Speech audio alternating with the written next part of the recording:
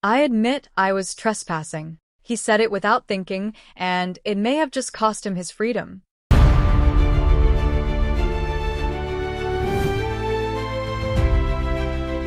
Subscribe for weekly courtroom stories.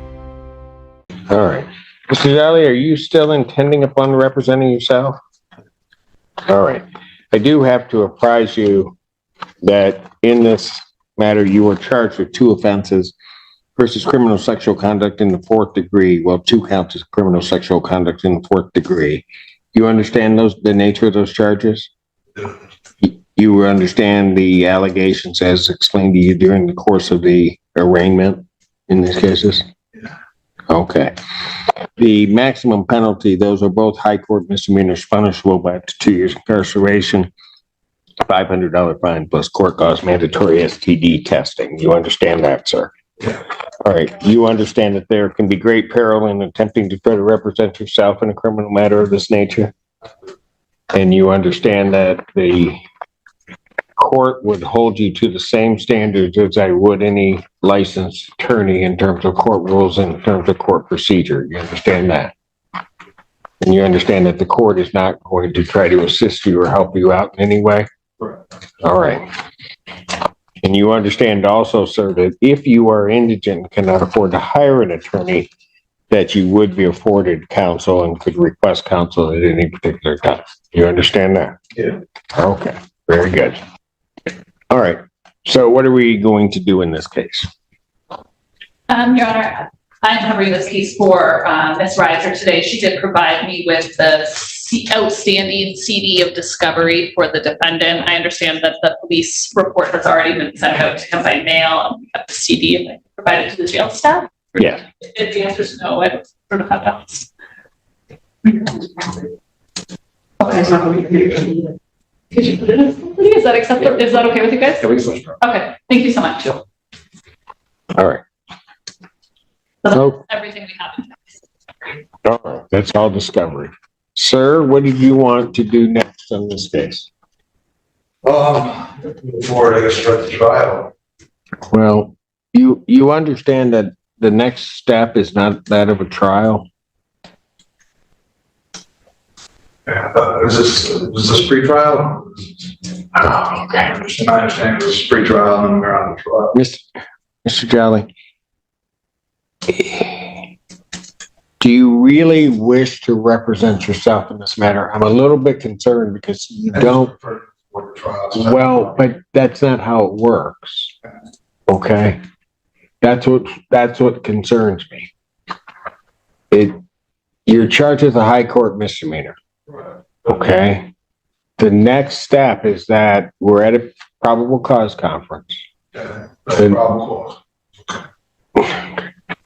The next step is a preliminary examination. Okay. Okay. Yeah. And then if you're bound over, then you're going to go through that process once again on the circuit court level. Okay. You follow that? Okay, so now understanding that that's a basic procedure, what do you want to do? Just move forward and just not guilty. Case get with preliminary examinations. It's okay. I have this matter. I'm in custody right now. And I was hoping to settle to solve that. So you want it? You got a copy of the police report, right? I got the discovery. I did. It was emailed to me. Okay. So you want a preliminary examination in this matter? If that's the next step to move on to trial, then I'm trying to get the trial done as fast as possible. But if the preliminary examination goes before that, Wow.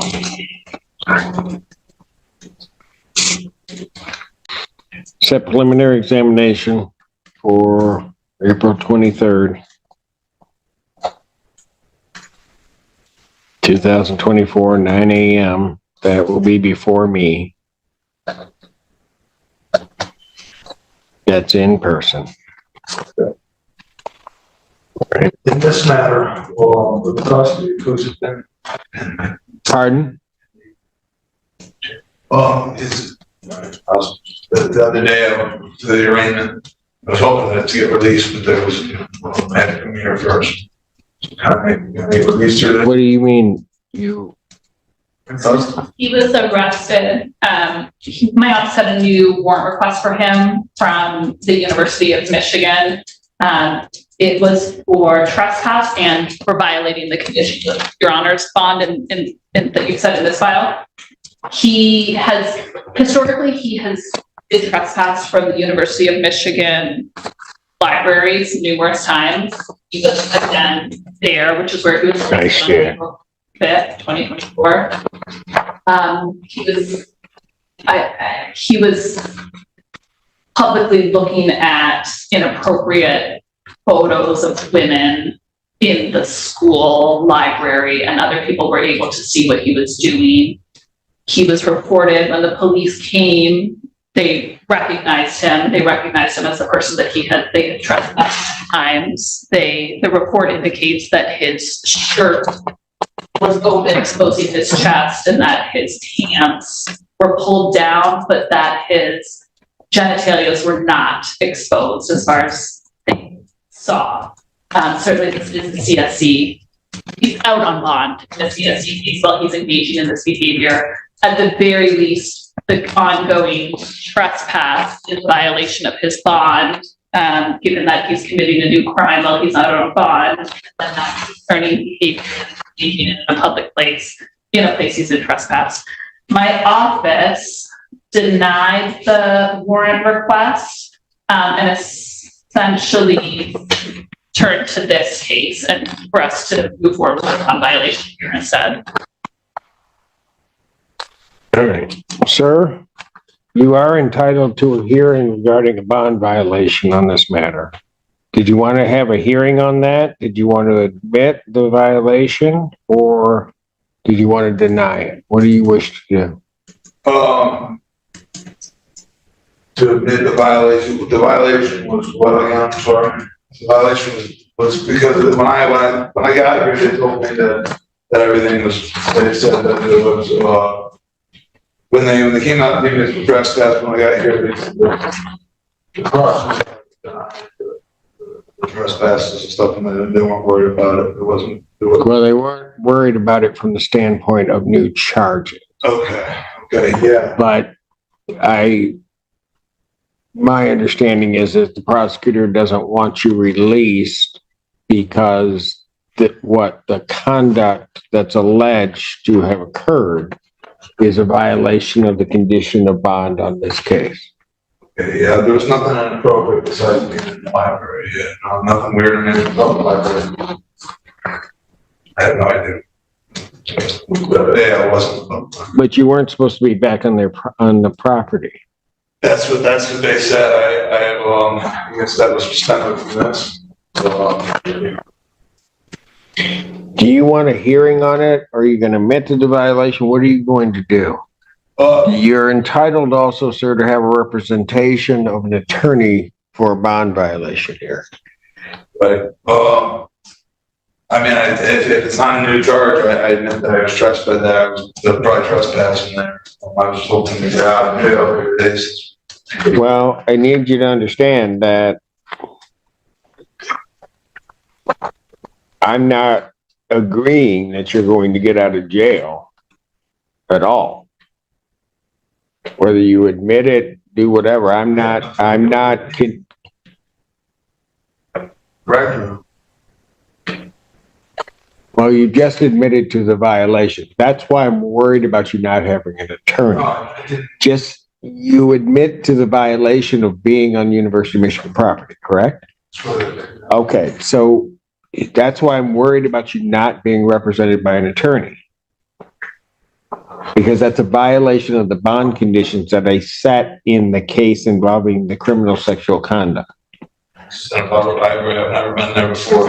So I wasn't aware that it was that I wasn't allowed to be in a public library.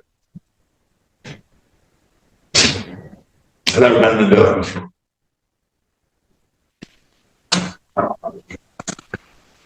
Sir, did you want a hearing on the bond violations? Because I'm going to take into account everything that they're indicating. that you were trespassing and what was in there. Do you want a hearing on that? Yes. Do you want an attorney to assist you regarding that hearing on the bond violation? I think I'm okay. I just the bond and stuff we can get heard. Simple as that. I've done 10 days in jail already. And where are you coming up with this 10 days in jail? just got Yeah, but what do you mean I've done my 10 days? I've done 10 days so far, and I've not actually had the charged. I've been charged with these 2 counts that are here, but I've not actually committed the offense.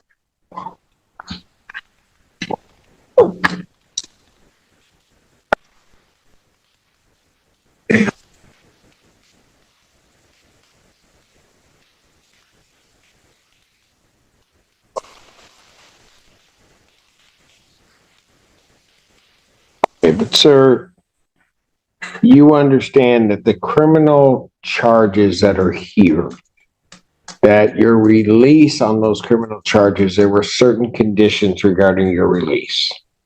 Right, that's what they're telling me. Correct. In certain places you couldn't go, you couldn't leave the state of Michigan, no alcohol, all of that stuff, right? So I'm doing the best I can. I've been just 2 months without a problem. Doing the best I can. Okay, but now I have I have a trespassing, which is a violation of the conditional, your release. And I could, if there's a violation of the conditions of your release, I could certainly let you out. I also could just hold you until this matter gets resolved. You understand that? And now you want a hearing on that. And that's fine. I don't have a problem if you're going to have a hearing on it. But then the issue becomes, are you going to try to handle this hearing yourself? Or are you going to want an attorney to assist you with that? I understand that you want to move forward, but there's going to be a hearing that's going to determine whether or not you're in custody. Pardon? As soon as possible. Well, I haven't set a date. I'm trying to figure out how you want to proceed on it. Just like I said, I'm just doing my best to live my life. Sir, I understand all of that. Listen closely to my question. This hearing on the conditional bond violation could determine whether or not you're in custody or you're released with other conditions or not, pending the further proceedings in this case. Bottom line, I could come to the decision, okay, well, I'm going to let him out, put conditions on you and you walk out. Or I could come to the decision, no, he's going to be held on this case. I'm going to I'll give him a bond of some type, but he's going to be held. Okay, but you understand what I'm saying? Yeah. You'd be held. That's what's at stake. Yeah, just hope to get out as soon as possible. So I just like to move forward. Well, I understand that, but follow what I'm saying to you. You say you want a hearing.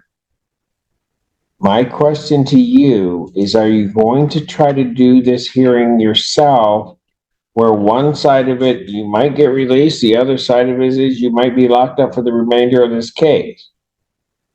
Do you want to try to do that yourself, or do you want the assistance of an attorney to help you through that process? I think I just hope that just get out of the facts. Just answer my question.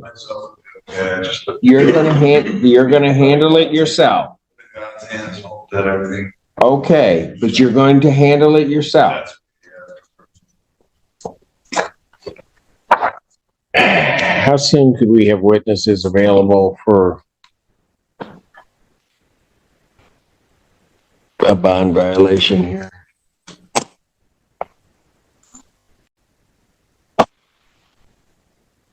the answer to that question. I apologize. No, it's okay. Are you thinking like a week? Is that what you mean? I'm thinking sometime next week, and then, because the following week is his, what day? So we would have Tuesday morning available, The but 16th. he's in custody, so I would do that. Because that's pretty limited, he's in custody. Once we did it, What, I got stuff Tuesday afternoon.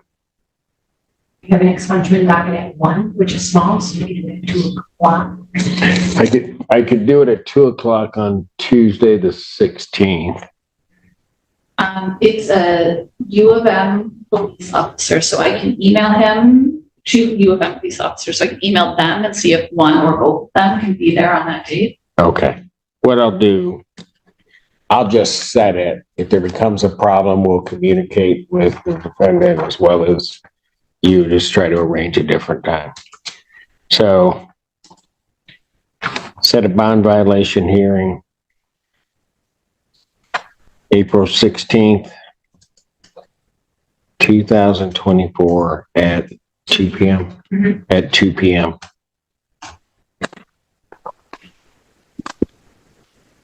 Is there anything further, sir? With the bond, yeah, that'll all be discussed as part of the tender condition. Because this, months, I think, this will be 10 days, it'll be like 15 days, and by the time that happens, I was hoping that would count for something, as far as the conditions of my bond. I can't afford cash bonds or something, just write a PR on them, maybe sign that I've got it, you know.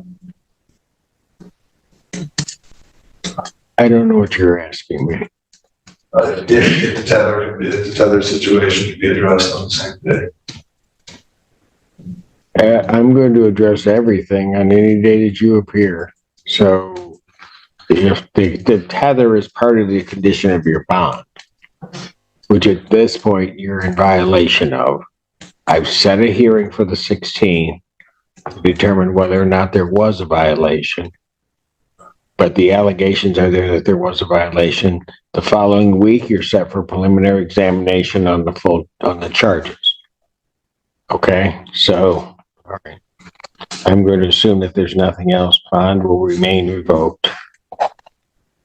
Thank you.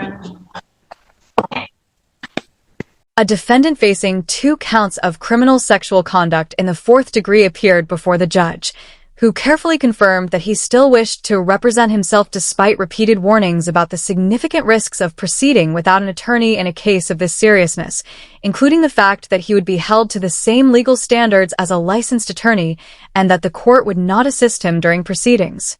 After confirming discovery had been provided, the judge scheduled a preliminary examination for April 23rd, but the hearing took a serious turn when the prosecutor revealed that the defendant had recently been arrested again, this time for trespassing on University of Michigan property, from which he had been previously banned multiple times, an act that directly violated the conditions of his release on the current case. The incident reportedly involved him being observed looking at inappropriate material in a public library setting with his shirt open, prompting a new warrant request that the prosecutor's office ultimately denied in favor of pursuing it as a bond violation instead, given that engaging in such behavior while out on bond for a related charge represented a clear breach of his release conditions. When the judge asked whether he wanted to admit or deny the bond violation, the defendant, without legal counsel guiding him, casually admitted to the trespassing violation almost immediately, seemingly not grasping the seriousness of what that admission could mean for his custody status. The judge grew visibly concerned at this point, pausing to explain clearly that simply admitting to being on the property was in fact a direct violation of the very conditions that had allowed his release in the underlying criminal sexual conduct case, and reiterated more than once that this was exactly the kind of situation where legal representation mattered, since the outcome of a bond violation hearing could determine whether the defendant would be released with modified conditions or held in custody for the remainder of the case. Despite this warning, the defendant remained committed to handling the matter himself rather than requesting an attorney, and the judge, though clearly uneasy about that decision, proceeded to schedule a formal bond violation hearing for April 16th at 2 p.m., allowing time to arrange for the involved University of Michigan police officer to be available to testify. The judge made clear that no assumptions had been made about the outcome, but that the hearing would ultimately decide whether the defendant remained in custody pending the resolution of his broader criminal case, closing the hearing with the defendant's bond status remaining revoked and unresolved heading into the scheduled hearing date.